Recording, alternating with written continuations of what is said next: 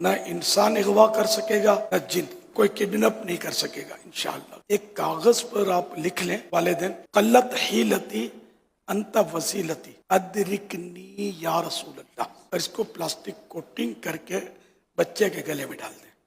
اللہ نے چاہا تو ان کو کوئی اغوا نہیں کر سکے گا۔ یہ اس طرح لکھنا ہے کہ جہاں جہاں دائرے والے حروف ہیں نا، جیسے قلت کا قاف دو نقطے والا، تو اس کا قاف کے بیچ میں کاغذ نظر آئے گا، یہ اس کو منہ کھلا رکھنا کہتے ہیں۔ اس طرح جو بھی گول گول حروف آئیں گے نا، واو کا منہ کھلا رہے گا، ادرکنی یا رسول اللہ۔ اب اس میں جا کر ہا کا منہ بھی کھلا رہے گا آخر میں۔ یہ اصول ہے تعویذات کا کہ جب تعویذ لکھیں تو اس طرح ان کے منہ کھلے رکھے جاتے ہیں۔ تو یہ آپ لکھ لیں، اس کو پلاسٹک کوٹنگ کر کے خود بھی پہن لیں، بچوں کو بھی پہنا دیں۔ اللہ نے چاہا تو آپ کو کوئی اغوا نہیں کر سکے گا، آپ کے بچے کو اغوا نہیں کر سکے گا۔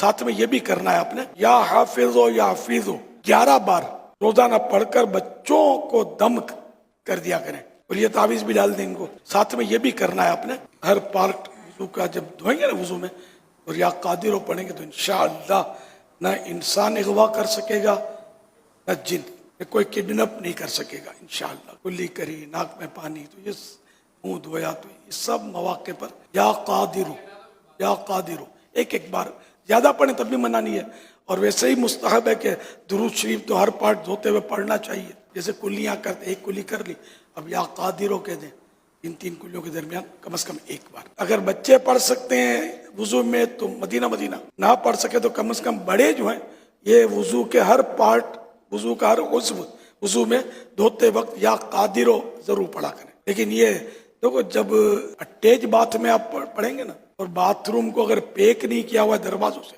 پردے سے نہیں، پلاسٹک کے پردے آتے ہیں، یہ نہیں، باقاعدہ دروازہ ہو کہ جس کو یہ کہا جائے کہ تو یہ الگ ہے، یہ الگ ہے، دروازہ کھلے جائے۔